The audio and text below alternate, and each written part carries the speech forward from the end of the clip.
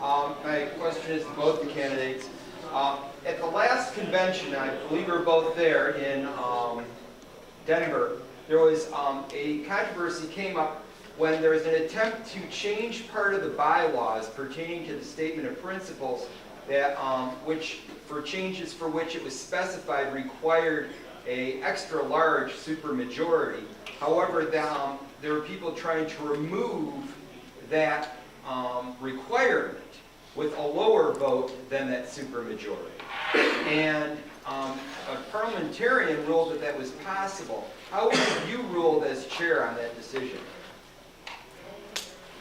This all has been a major contention since I became aware of the Libertarian Party and started going to the first national convention in '96. They were of the belief that the phrase cult of the omnipotent state is too cultish.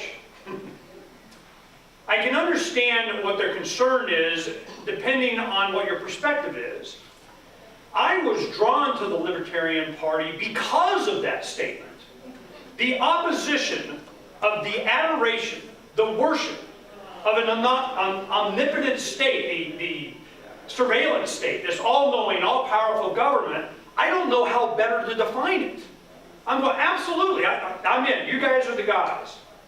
But you would find that the people that were drawn to that type of opposition of what's happening right now, 15 years later, all of a sudden you're starting to understand why in the early 70s they put that in there and they made it nearly impossible to remove it. It takes 7/8 in convention to take that out on purpose. They go, well, we don't want that. That's almost impossible. We want to use some parliamentary tricks to be able to change it so that we can get rid of it. Because that's what the whole thing is. They don't want that mission statement in there. I want that mission statement in there. It's a, fascist, communist, sadist, whatever it is, need not apply. That's the whole point.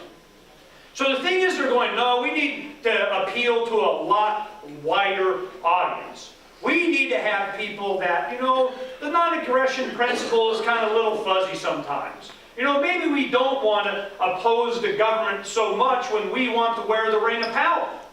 Maybe we want to be in charge of the lever of power. They never address the fact that what people are starting to realize right now is that it's the ring, it's the lever that's the problem. Who is it that is in opposition to the very thing that is devouring us? Our statement of principles for those 40 years has been very clear that when it comes to the abuses of human rights, and it's the government that's doing it, we're your guys.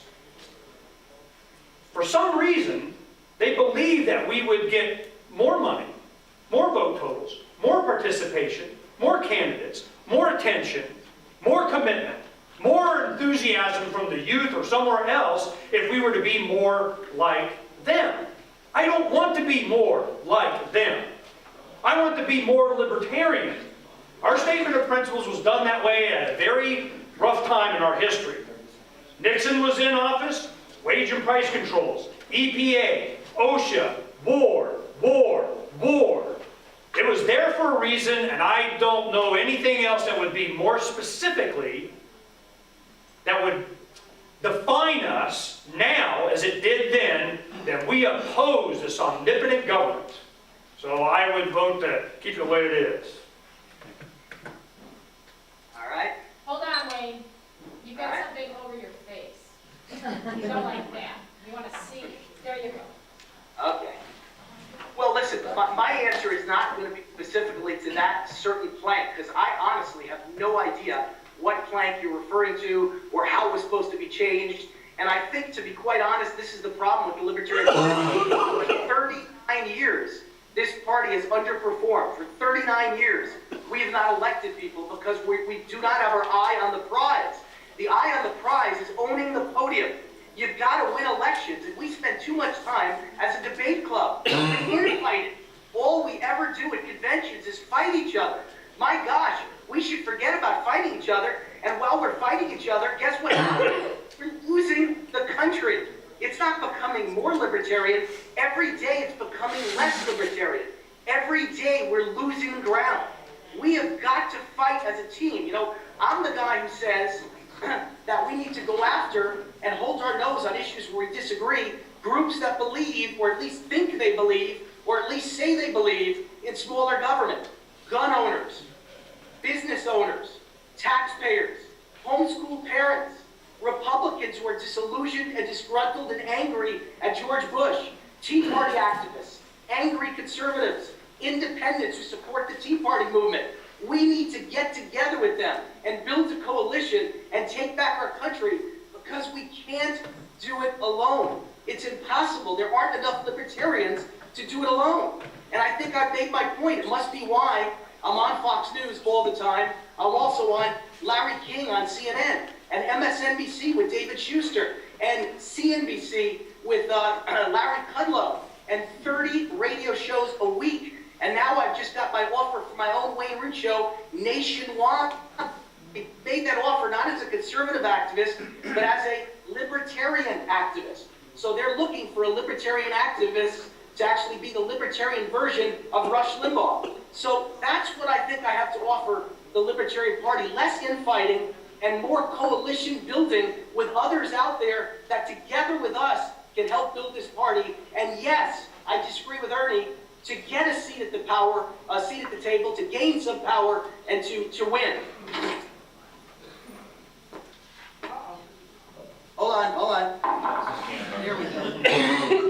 Too much happening at once, it's a bit. There we go. God, my power plug pulled out. Sorry about that. Not mine. Computer's. Okay. And very good. Now, do we have another question for the candidates? Mr. Palmer. This question is actually primarily for Mr. Wayne Allyn Root. And if Ernie wants to comment, he can. Wayne, the last time I saw you, I was living in Texas. You had came while you were running for president, before Bob Barr won the nomination. And at that time you had said something along the lines of, the problem with the Ron Paul campaign was that he was anti-war. And I think most people are aware that the only reason Ron Paul got as much coverage as he did is because he was an anti-war Republican. So how are you going to maintain, the reason I am a libertarian, that we are a anti-tax, anti-war, pro-freedom movement? I agree. I disagree with what you said. I never have been quoted anywhere as saying there's anything wrong with Ron Paul being anti-war. What I said was he sounded weak on the issues of the war on terror and war, and in that way, he actually scared a lot of Americans, a lot of mothers, a lot of grandmothers who want their kids to be safe from the war on terror. We frighten people when we're too extreme. And I'm just very careful how I word everything on TV and in the media. Let me give you a great example. Ron Paul's son, Rand, is actually much closer than even Ron to my views. I love Ron, and him and I agree on 99% of every issue. And when I had my own radio show last year, Ron Paul was on 4 times, and we got along like father and son. I love Ron. But Rand and I agree on everything. Well, you are all aware that Rand basically destroyed his entire career, came close to it 2 nights ago when he was asked the Libertarian view about the civil rights issues of 1964 and the Civil Rights Act. You've got to be very careful in the media how you talk about your views, or else the Libertarian Party can sound racist, can sound foolish, can sound naive, when in reality we're the ones that have been right about everything. I believe, if you want my views on war, I think they sound just like Ron Paul's now, and Rand Paul's. We've got to be strong. We've got to know there's an enemy out there. We've got to be prepared for that enemy. But we could do that on a defense budget that's cut by at least 1/3.